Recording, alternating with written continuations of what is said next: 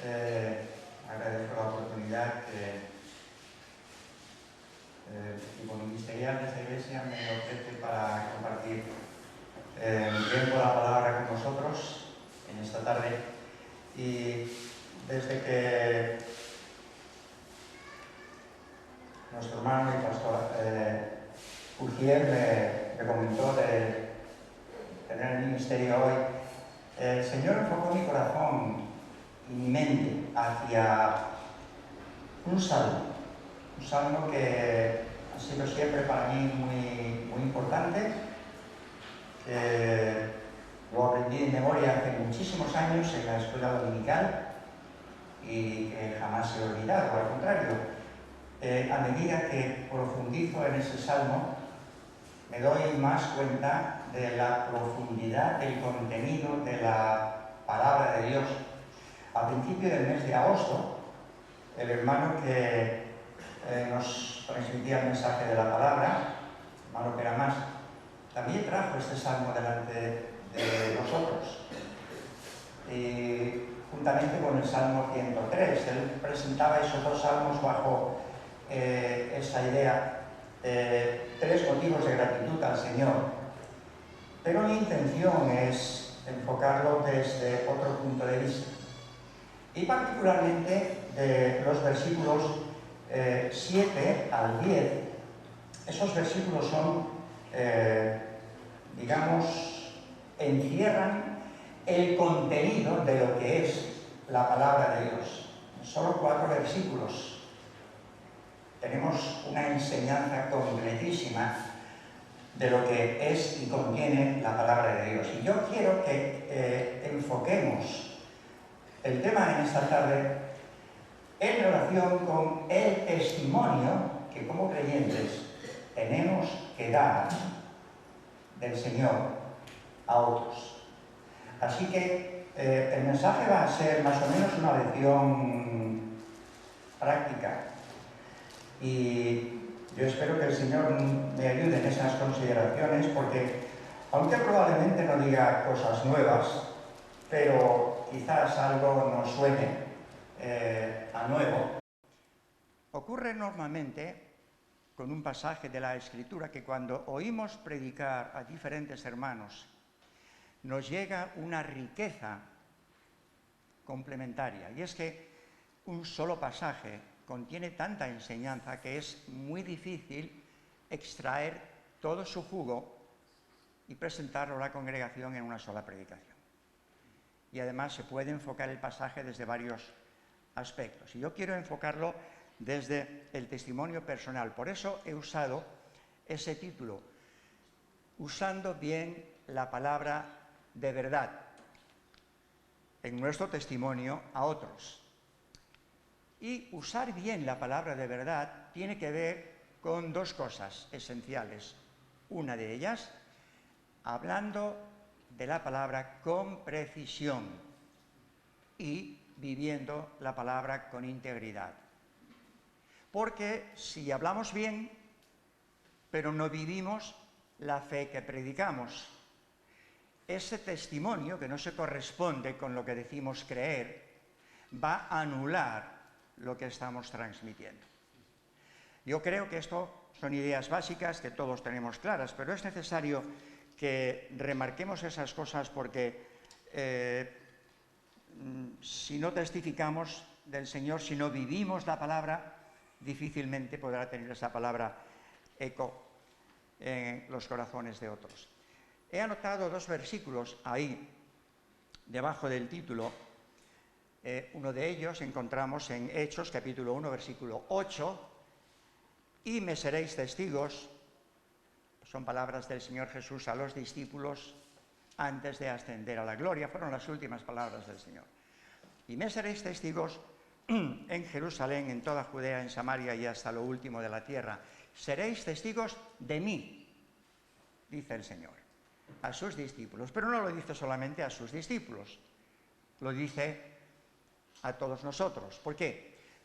¿Recordáis cuando el Señor Jesús allí en Juan capítulo 17 está orando al Padre y le dice: no ruego solamente por estos, sino también por los que han de creer en ti por la palabra de estos? de ellos. Y muchos de nosotros, por no decir todos, somos el fruto del testimonio de otros que nos han predicado la palabra, que nos han enseñado y que nos han traído, nos han acercado al Señor. Me seréis testigos. El segundo versículo lo encontramos en 1 de Pedro, capítulo 3, versículo 15. Dice el apóstol Pedro: estad siempre preparados para presentar defensa con mansedumbre y reverencia ante todo aquel que demande razón de la esperanza que hay en vosotros. Me seréis testigos. Para ser testigos tenemos que estar siempre preparados. Preparados en el conocimiento de la palabra del Señor, en todo lo que la palabra revela. Ahora, el testimonio acerca del Señor Jesús, de su muerte, de su resurrección, de su ascensión a la gloria, no comienza en el Nuevo Testamento. Comienza en el Antiguo Testamento, comienza en el libro de Génesis y termina en el libro de Apocalipsis. Cuando Pedro predicó a Cornelio, le dijo estas palabras, Hechos capítulo 10, verso 43, de Jesús, dan testimonio todos los profetas del Antiguo Testamento, que todos los que en él creyeren recibirán perdón de pecados por su nombre. De modo que todo el Antiguo Testamento, con sus enseñanzas y profecías, tienen a Jesús como el centro de su mensaje. Pero también Lucas, al final de su Evangelio, en el capítulo 24, versículo 27, nos dirá: y comenzando desde Moisés y siguiendo por todos los profetas, les declaraba en todas las Escrituras lo que de él decían.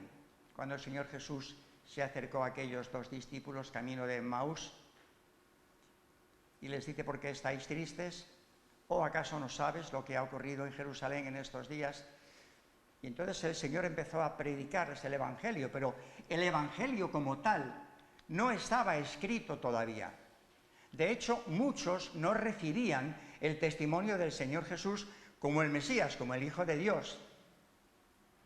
Y el Señor Jesús, muy sabiamente, comienza desde Moisés, sigue por todas las Escrituras del Antiguo Testamento, porque todas las Escrituras dan testimonio del Señor.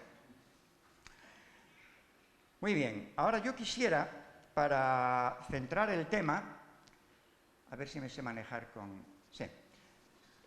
Para centrar el tema quisiera presentar tres ideas básicas para poder dar un testimonio eficaz. Voy a subrayar una frase de cada uno de los versículos que voy a leer sin entrar en mucho detalle. 2 Timoteo 2:15.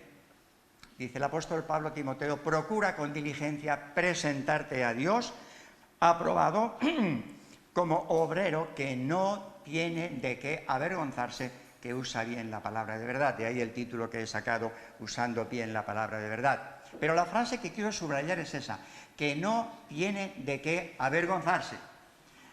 No tenemos que tener vergüenza cuando hablemos del Señor ni de su palabra. Si acaso sentimos vergüenza, es porque no estamos seguros de lo que vamos a decir. No conocemos la Escritura.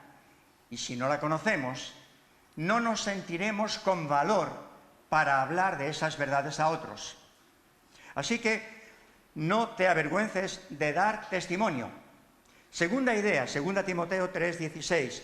Toda la Escritura es inspirada por Dios y útil para enseñar, para corregir, para redarguir, para instruir en justicia, etcétera, etcétera. Toda la Escritura. Cuando prediquemos el Evangelio, cuando demos testimonio a otros, no pensemos hacerlo únicamente con los Evangelios, porque precisamente el Antiguo Testamento, como acabamos de mencionar, todo él da testimonio del Señor Jesús, de cómo vendría, cómo nacería, cómo viviría, cómo moriría, cómo resucitaría y ascendería a la gloria. Hay ciertos libros de la Biblia con los que nos sentimos más familiarizados, es cierto, con los evangelios. Ahora estamos estudiando ya hace tiempo el Evangelio de Juan. Es un evangelio muy rico en enseñanza. Los evangelios nos cautivan porque recogen, aunque no son una biografía completa de la vida del Señor Jesús, pero recogen básicamente la enseñanza del Señor Jesús. Pero hemos de conocer también otros libros, y otros libros del Antiguo Testamento. Y no algunos libros en particular, sino todos los libros, porque toda la Escritura es inspirada por Dios. Claro, me diréis, es que cuando llegamos a los libros de Crónicas, en el primer libro de Crónicas, los capítulos 1 al 9, encontramos nombres y nombres y más nombres. ¿Y de qué me sirve eso? Que parece que estoy leyendo una lista de nombres que además muchos de ellos son muy raros, que no son usuales ahora, ¿no? Bueno, si supieras que esos nombres están reflejando una genealogía a través de la cual vendría el Señor Jesús, tendrían su importancia para ti, pero además si tu nombre estuviera escrito ahí, probablemente que lo leerías con más interés. Bueno, tercera idea, ninguno tenga en poco tu juventud, 1 Timoteo 4:12, sino sé ejemplo de los creyentes en palabra, conducta, amor, espíritu, fe y pureza. Tercera idea, sé ejemplo de los creyentes. Y esto centra lo que acabo de comentar, y lo estoy repitiendo porque es importante, dando testimonio, no solo explicando bien el Evangelio, dando a entender que conocemos la palabra de Dios, la vida del Señor Jesús, su obra, su muerte, su entrega en la cruz por nuestros pecados, su resurrección, su ascensión a la gloria, sino también siendo ejemplo de esas cosas. Bueno, este libro sobre el que nos basamos para predicar y dar testimonio es la Biblia, ¿verdad? Pero curiosamente, ni en todo el Nuevo Testamento ni en el Antiguo Testamento aparece esa palabra. ¿Por qué usamos esa palabra? Bueno, esa palabra viene del griego al latín y el significado es biblos, los libros. Está bien, porque la Biblia contiene los libros inspirados por Dios para revelarnos su voluntad. Pero yo quiero llamar vuestra atención a otros dos términos que sí aparecen en la Biblia y que los creyentes debiéramos usar más en nuestro testimonio a otros. Uno de ellos es la palabra de Dios. Entre otros pasajes, Romanos capítulo 10, versículo 17, el apóstol Pablo dirá, así que la fe es por el oír, y el oír por la palabra de Dios. Y también el otro título es las Sagradas Escrituras. Según Timoteo capítulo 3, verso 15, le dice Pablo a Timoteo, y que desde la niñez has sabido las Sagradas Escrituras. Hermanos, os animo para que cuando hablemos de la Biblia a otros, usemos más esos términos, la palabra de Dios, las Sagradas Escrituras, y no tengamos vergüenza. Lo más probable es que nos digan, bueno, eso de que es la palabra de Dios, eso lo dirás tú. Pero nosotros tenemos que predicar lo que la Biblia predica. Y no solamente hablar de este libro como la Biblia, sino como la palabra de Dios, las Sagradas Escrituras, si es que lo crees. No creo que lo creemos, ¿verdad? Muy bien, vamos al Salmo 19 para centrarnos en los versículos 7 al 10. Y ahí encontramos 6 sinónimos para la palabra de Dios que nos revelan su contenido. Yo voy a ir muy rápido, voy a simplificar porque la enseñanza de cada uno de esos términos es muy rica, pero quiero animaros a que entendáis que esos sinónimos recogen el contenido de la palabra de Dios. Entendiendo esto y conociéndolo bien y transmitiéndolo bien, estamos dando un testimonio del Evangelio muy completo. Ley, testimonios, mandamientos, preceptos, temor, juicios. Y vamos a pasar ya al primero de ellos, la ley de Jehová. La palabra ley viene del vocablo hebreo Torá, y aunque abarca muchas leyes de Dios, su sentido original tiene que ver con enseñanza, directriz o instrucción.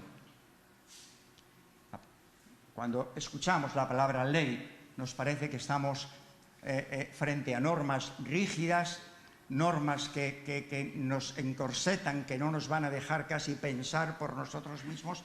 No, estamos delante de la enseñanza autoritativa de Dios. En el Salmo 119, por cierto, vamos a usar bastante ese Salmo. El Salmo 19, hermanos, debe leerse junto con el Salmo 119. Porque el Salmo 119, que tiene 176 versículos, excepto 2 o 3 versículos, cada versículo contiene un sinónimo para la palabra de Dios. Algunos han aparecido ya aquí: ley, preceptos, mandamientos, estatutos, decretos, palabra, juicios, temor y alguno más. Y es sorprendente cuando llegas a ese salmo, que es el salmo más largo, pero curiosamente el salmo más largo es un canto a la excelencia de la palabra de Dios. La ley, nos dice el salmista en el Salmo 119, verso 142, tu justicia es justicia eterna y tu ley la verdad. Tengamos vergüenza de predicar la palabra de Dios porque es la verdad. No es una verdad entre otras. Es la verdad, la única verdad. ¿Por qué? Porque viene de los labios de aquel que dijo: yo soy la verdad, el camino y la vida, pero yo soy la verdad.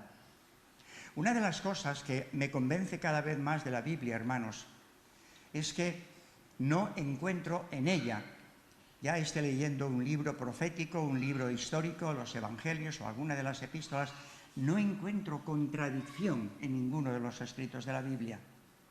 Y eso me anima mucho, porque la Biblia está escrita por unos 40 autores. Son 66 libros.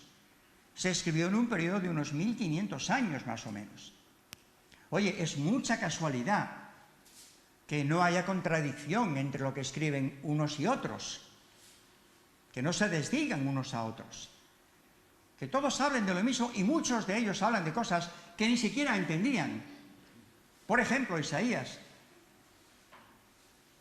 ¿Cómo me explicas que pueda escribir el capítulo 53 de su libro si pareciera que Isaías está al pie de la cruz contemplando lo que están haciendo al Señor Jesús? Porque describe tan gráficamente los sufrimientos del Señor, su muerte vicaria en nuestro lugar. La ley del Señor es verdad. No sintamos vergüenza, porque estamos hablando la verdad de Dios, hermanos. Y esto nos animará. Aunque no nos escuchen, ¿o acaso no recordáis que al Señor Jesús no le escucharon muchos de los que le oían? No quisieron recibir sus palabras. De hecho, el pasado domingo, Uciel resaltaba esta frase, y uno de los títulos de su mensaje era ese, uno de los párrafos era: no quisieron creer. No quisieron creer. Pese a las muchas evidencias que el Señor dio de que Él era el Mesías, el Hijo de Dios, no quisieron creer. Lo mismo pasará con nosotros, pero no nos desanimemos, hermanos. Prediquemos la palabra. ¿Cuál es la cualidad que define la ley de Dios? Es perfecta. Es perfecta porque es un conjunto de normas incambiable. Es perfecta porque no contiene errores. Es perfecta porque abarca todas las áreas de nuestra vida.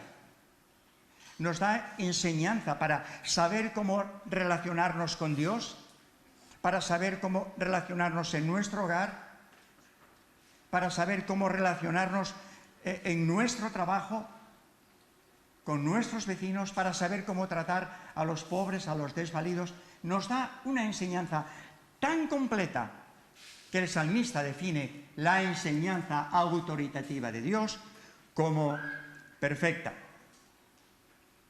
¿Y qué beneficio produce esa ley? Porque es perfecta, convierte el alma.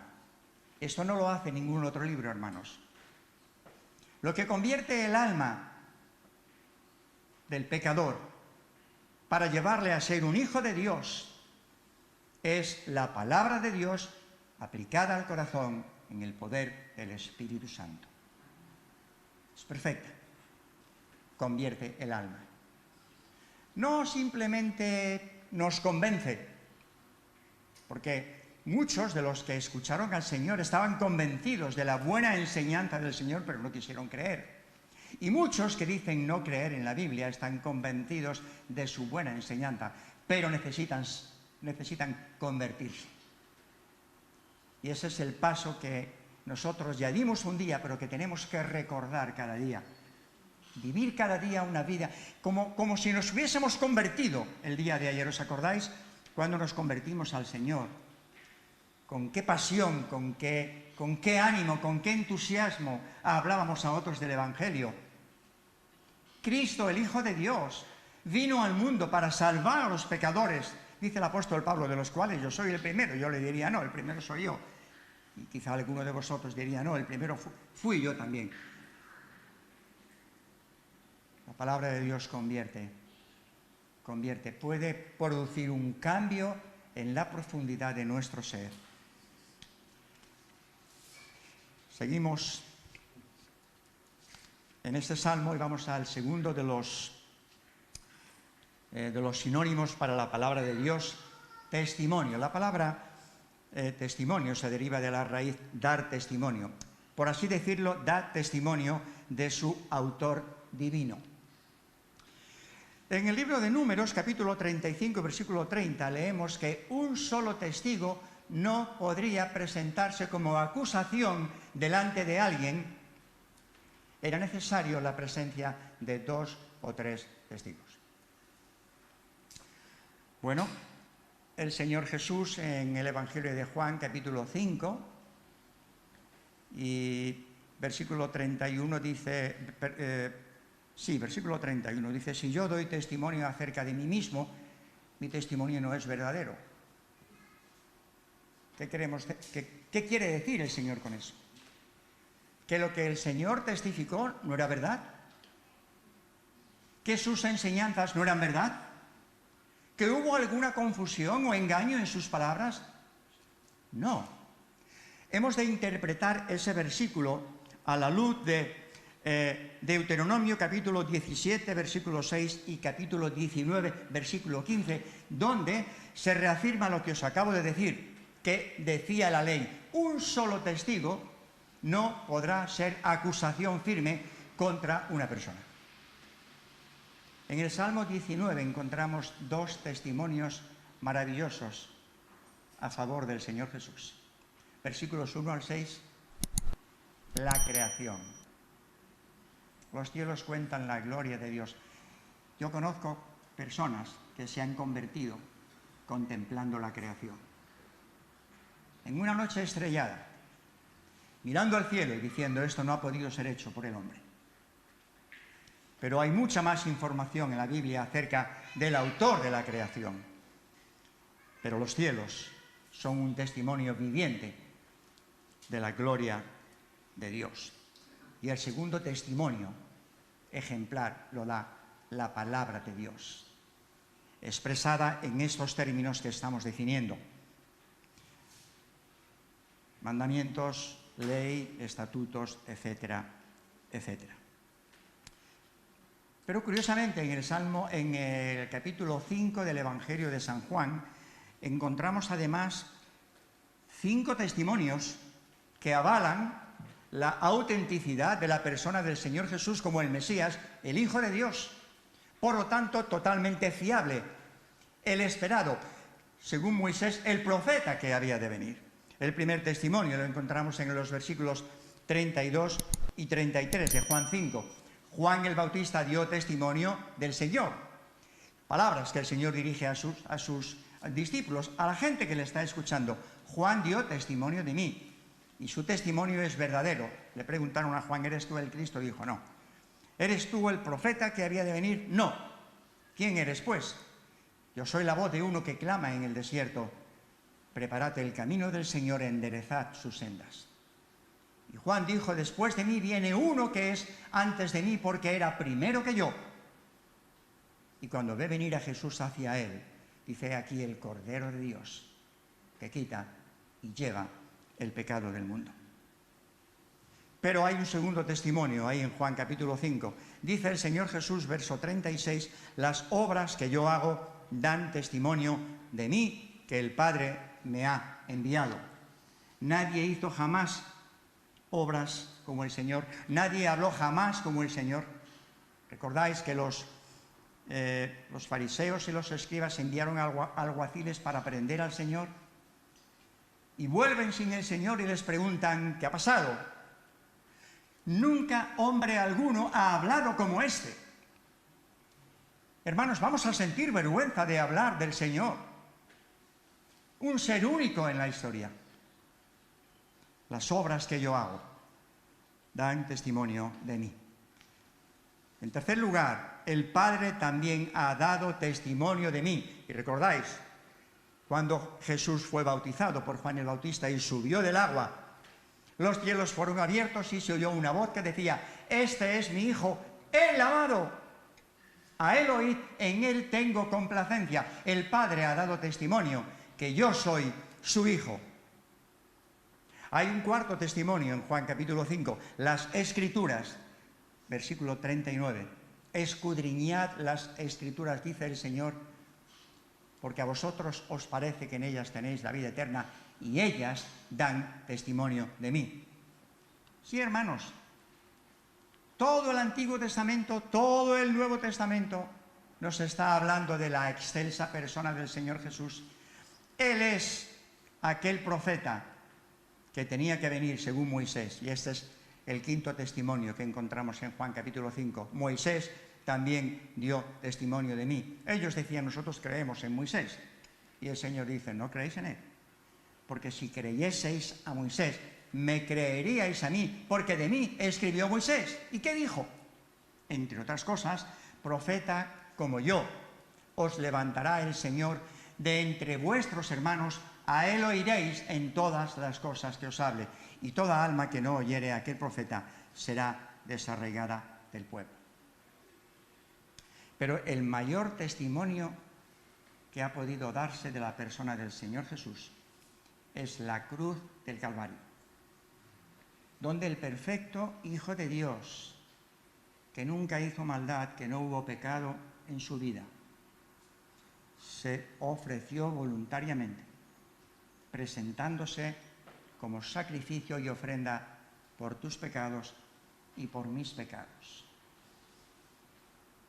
Bueno, fueron los romanos los que crucificaron al Señor, fueron los judíos los que le sentenciaron. Sí, es cierto, en parte es cierto. Pero fue Él también quien dijo, nadie me quita la vida, yo la pongo de mí mismo, tengo poder para ponerla, tengo poder para volverla a tomar, ese mandamiento recibí de mi Padre. Isaías, en el capítulo 53 de su libro, dirá, todos nosotros nos descarriamos como ovejas, cada cual se apartó por su camino, pero Jehová, Dios, el Padre, cargó sobre él, el Hijo, el pecado de todos nosotros. ¿Quieres mayor testimonio que ese? Los hombres han querido enterrar ese testimonio, decir que es falso, que no es creíble. Pero ¿cómo te explicas que después de más de 20 siglos haya miles y miles de creyentes en todo el mundo testificando de Jesús que Él es el Hijo de Dios, el Cordero de Dios que vino para expiar nuestros pecados, nuestro sustituto, nuestro Salvador? ¿Puede haber tanta gente loca en el mundo? Y este es el testimonio, diría el apóstol Juan, que Dios nos ha dado vida eterna y esta vida está en su Hijo. La cualidad que define el testimonio de Dios es: el testimonio de Jehová es fiel, es íntegro, es completamente fiable. En el Salmo 119, verso 138, dice el salmista, los testimonios que has recomendado son rectos y muy fieles, muy fieles. En ese mismo Salmo, versículo 152, dice el salmista, hace ya mucho que he entendido tus testimonios, que para siempre los has establecido. Oh hermanos, esta palabra de Dios es palabra viva y eficaz para todas las edades. Las leyes que los hombres han establecido para gobernar sus países, son leyes que tienen que ser modificadas continuamente, porque en su principio, cuando se elaboraron, no contemplaban hacer frente a todas las necesidades que iban a surgir. Pero la palabra de Dios no ha tenido que ser modificada jamás. Dios no improvisó ninguno de sus mandamientos. Su palabra es palabra que no ha tenido que ser cambiada. En todo caso, fue matizada más por el Señor Jesús. Oísteis que fue dicho: amarás a tu prójimo y aborrecerás a tu enemigo, mas yo os digo, amad a vuestros enemigos, haced bien a los que os aborrecen, orad por los que os ultrajan y os persiguen. ¿Qué beneficios producen los testimonios de Dios? Versículo 7 del Salmo 19, hace sabio al sencillo. Hace sabio al sencillo. Te alabo, oh Padre, decía el Señor Jesús, orando en cierta ocasión a su Padre, Señor del cielo y de la tierra, porque escondiste estas cosas, estas enseñanzas, de los sabios y de los entendidos, y las revelaste a los niños. Sí, Padre, porque así te agradó.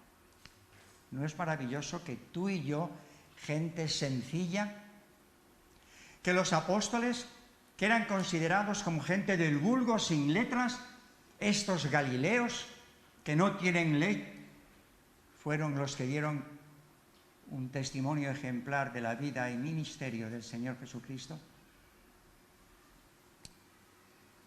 Produce sabiduría en nosotros. Y el Señor no ha escogido a los sabios de este mundo, sino ha escogido a aquellos que con corazón sincero le miran, le escuchan, le creen, le aceptan y rinden sus vidas a Él. Decía el apóstol Pablo escribiendo a los Corintios: ¿dónde está el sabio? ¿Dónde está el escriba? ¿Dónde está el disputador de este siglo? ¿No ha enloquecido Dios la sabiduría del mundo? Pues ya que en la sabiduría de Dios el mundo no conoció a Dios, mediante la sabiduría agradó al Padre salvar a los creyentes por la locura de la predicación. Porque los judíos piden señales, los griegos buscan sabiduría, pero nosotros predicamos a Cristo crucificado, lo decía Pablo y lo decimos nosotros.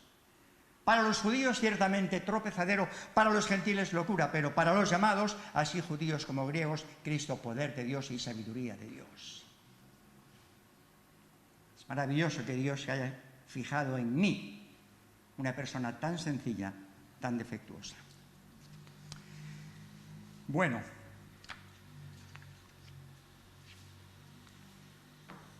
el tiempo corre más que yo y yo tengo mucho más que decir, pero yo no quiero tampoco abusar de vuestra paciencia. Sí voy a mencionar el resto de esos sinónimos para la palabra de Dios y voy a procurar ser muy breve en ellos, ¿vale? Yo sé que hace calor y no quiero encima que os ahoguéis más.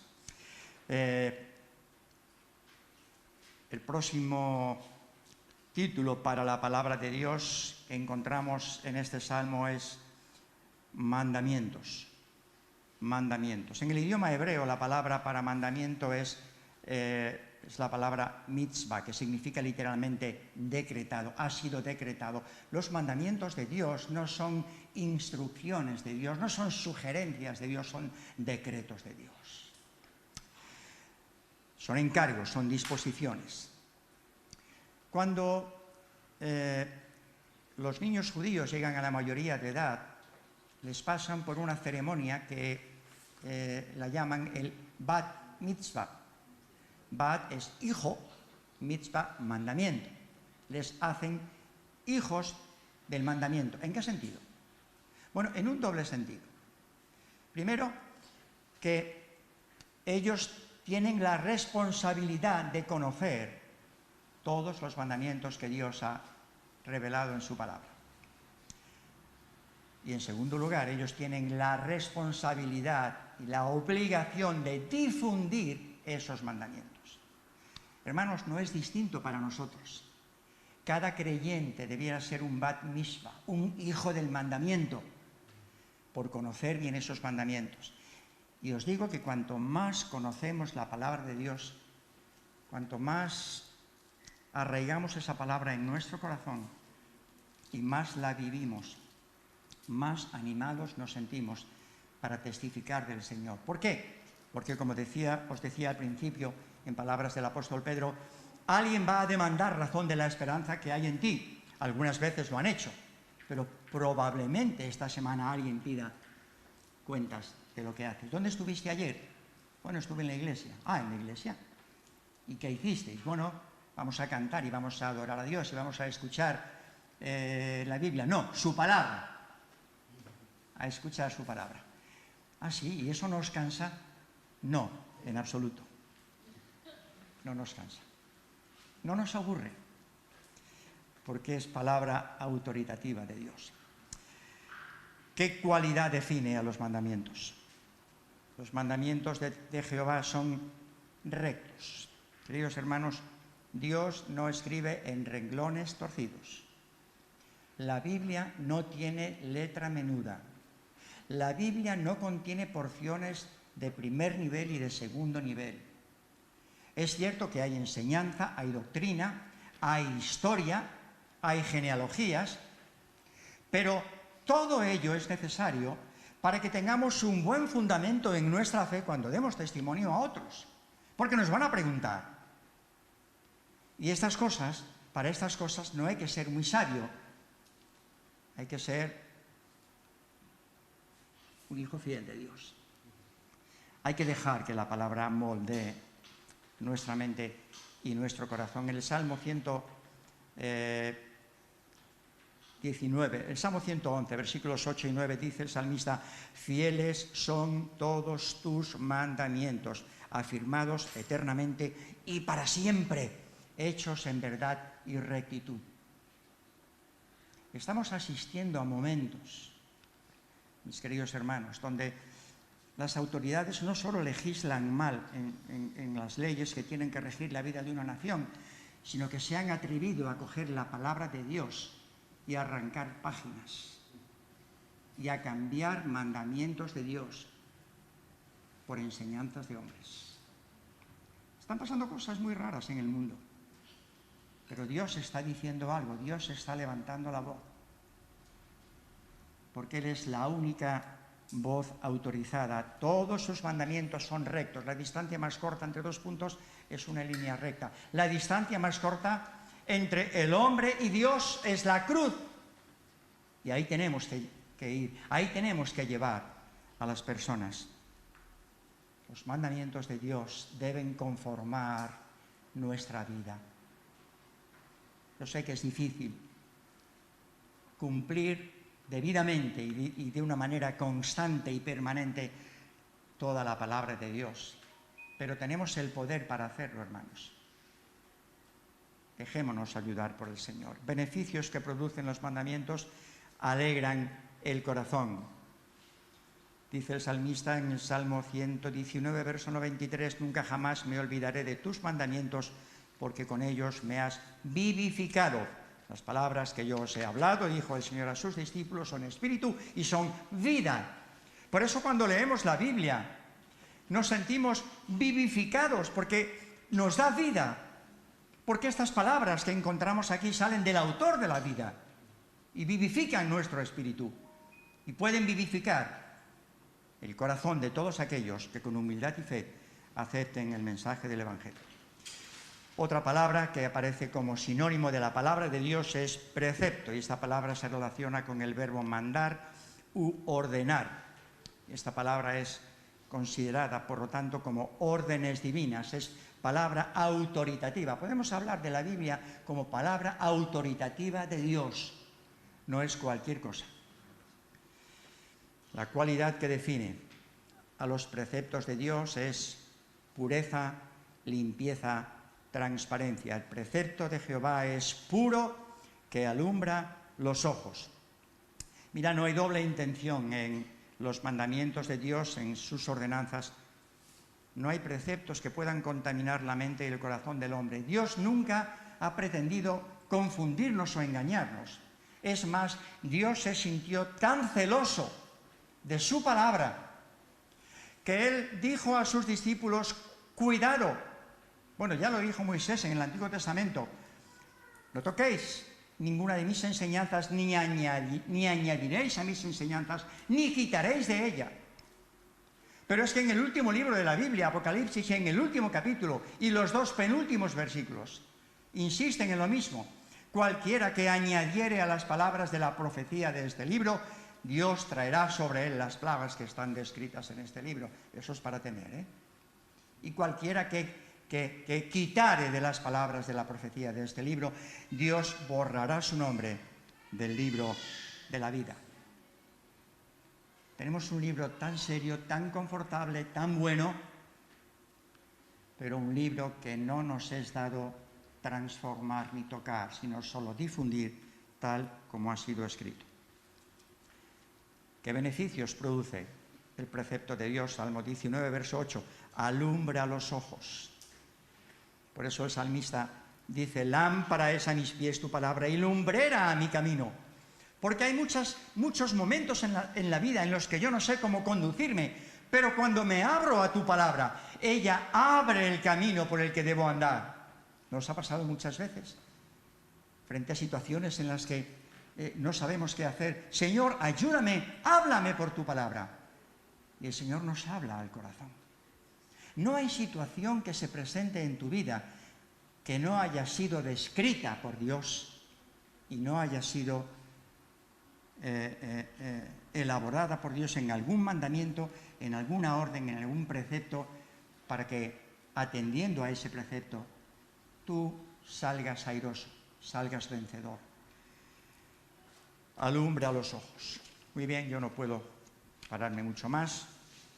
Me quedan 2 rápidamente. El temor de Dios no es un término para referirse, no es un término técnico para referirse a la palabra de Dios, pero sí que refleja la realidad de que las Escrituras son el manual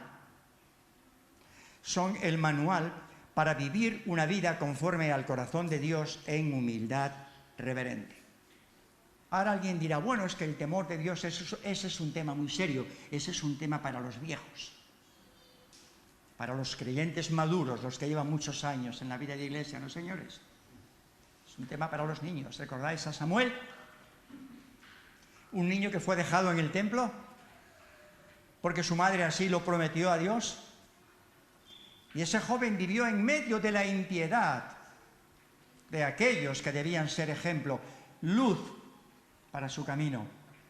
Elí y sus hijos fueron un mal ejemplo. Sin embargo, Samuel se nos dice que temía a Dios. Pero no solo Samuel, sino también jóvenes como José y Daniel. Son jóvenes de los que la Escritura habla como personas temerosas de Dios.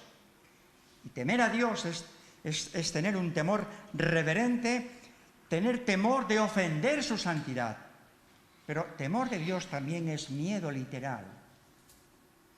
Porque si tú no tienes en cuenta la palabra de Dios, si tú no obedeces los mandamientos de Dios, solo queda para ti una horrenda expectación de juicio. El que cree en el Hijo de Dios, Juan 3:36, tiene vida eterna. Pero el que es incrédulo al Hijo, el que no quiere creer, no verá la vida. La ira de Dios está sobre él. Y eso hay que temerlo, hermanos. Porque la muerte no es el final de nuestros días aquí en este suelo. La muerte es el paso a la eternidad. Y esa eternidad la puedes vivir o con Dios, disfrutando de su gloria y su presencia por siempre, o la puedes vivir en el infierno, sufriendo eternamente el juicio que merece tu condenación. La cualidad que define el temor de Dios es limpieza. El temor de Dios es limpio. Y es que la palabra de Dios produce limpieza en nuestros corazones. El Señor Jesús decía a sus discípulos, ya vosotros estáis limpios por la palabra que os he hablado. Pero necesitamos acudir cada día a esa palabra, hermanos, porque nos vamos ensuciando día a día al tocar impurezas, al practicar costumbres, al hacer cosas que no son conforme al corazón de Dios. El que es nacido de Dios, dice el apóstol Juan, no practica el pecado. Pero tristemente el pecado se va a seguir viendo en la vida del creyente hasta que pase al otro lado de la eternidad. Hijitos míos, estas cosas os he escrito, dice el apóstol Juan, para que no pequéis. Pero si alguno hubiere pecado, abogado tenemos para con el Padre, a Jesucristo el justo. Y el beneficio que produce el temor de Dios es que permanece para siempre. El temor de Dios, el temor santo proviene de Dios y nos capacita para reverenciar su autoridad, para obedecer sus mandamientos y para evitar y odiar toda forma de maldad. Por último, los juicios de Jehová. Esta es una parte de la que nos gusta hablar poco, sobre todo cuando predicamos el Evangelio. Solemos hacer más énfasis en la gracia de Dios, el perdón de Dios, la misericordia de Dios. Sí, todo eso es cierto. Pero también hemos de predicar el juicio de Dios. Este término contempla la palabra de Dios como la comunicación de sus sentencias judiciales. Y la palabra de Dios nos advierte del juicio que recaerá sobre todos los que deliberadamente le rechazan. Y ahí cito el versículo de Juan 3:36 que acabo de mencionar. La característica que define a los juicios de Dios es que son verdad y todos justos y siempre justos. Tristemente hemos escuchado sentencias judiciales emitidas de manera injusta, o bien porque los jueces han podido ser sobornados, que ha ocurrido en no pocos casos, pero también porque los testimonios de la defensa o la acusación no han sido testimonios veraces. Pero los testimonios que Dios ha dejado en su palabra son totalmente fiables. Cada uno de esos términos que hemos comentado, hermanos, es para creerlos de todo corazón. Dios no miente, Dios no nos engaña. El alma que pecare, esa alma morirá.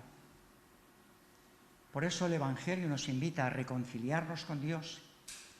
Nos advierte de que somos pecadores, de que no podemos cambiar por nosotros mismos, que necesitamos poner fe en la persona y obra del Señor Jesucristo, quien murió por nosotros en la cruz para darnos vida y vida en abundancia. Eso es verdad. Pero si no aceptamos el Evangelio, si no queremos creer en el Evangelio, solo queda para nosotros la expectación del juicio de Dios. Y esto hemos de decirlo con todo amor y con toda verdad, hermanos. A veces se esconde este tema. No se habla mucho del juicio de Dios porque pensamos que vamos a asustar a las personas. ¿Recordáis cuál fue el principio del ministerio de Juan el Bautista y del Señor Jesucristo? Comenzaron de la misma manera. El tiempo se ha cumplido, el reino de Dios se ha acercado, arrepentíos y creed en el Evangelio. Y Juan el Bautista, cuando venían a bautizarse, decía: generación de víboras. Un momento, Juan, se supone que tú eres profeta. Sí, el mayor profeta levantado entre los hombres. No podemos esconder la realidad de lo que la palabra de Dios enseña. Dios es amor, pero Dios es justicia también. Y debiéramos tener mucho cuidado de escapar del juicio de Dios.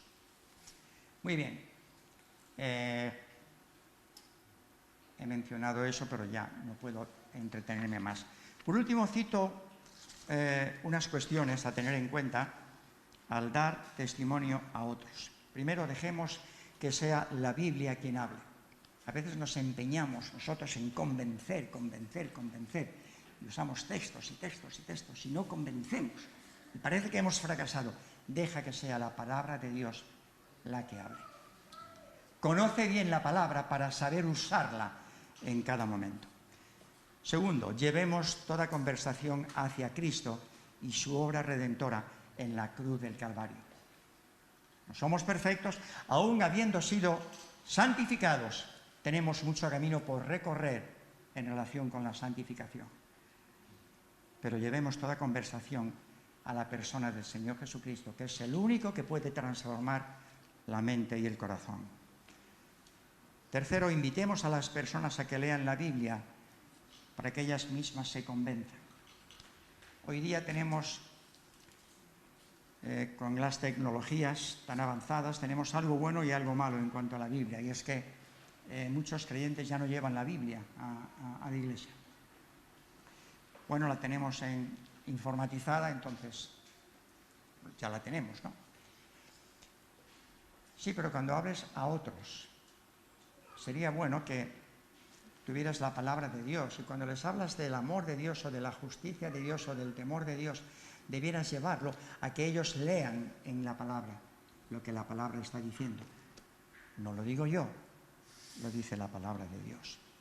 Cuarto, a veces nos harán preguntas que no podremos responder, pero la Biblia contiene todo lo que el hombre necesita saber acerca de Dios y su mensaje.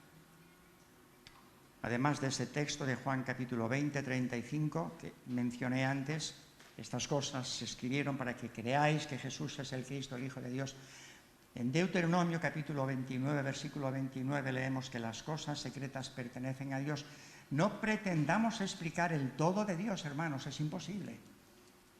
Hay misterios aún en las cosas reveladas, misterios que no podremos explicar. Pero la Biblia contiene todo lo que el hombre necesita saber, y nadie se condenará por decir: no tuve conocimiento, no me informaste debidamente, oh Dios, de lo que yo debía conocer para que mi vida fuese cambiada, transformada. Quinto lugar, no olvidemos la recomendación del apóstol Pedro: hagamos una defensa de las Escrituras con mansedumbre y reverencia.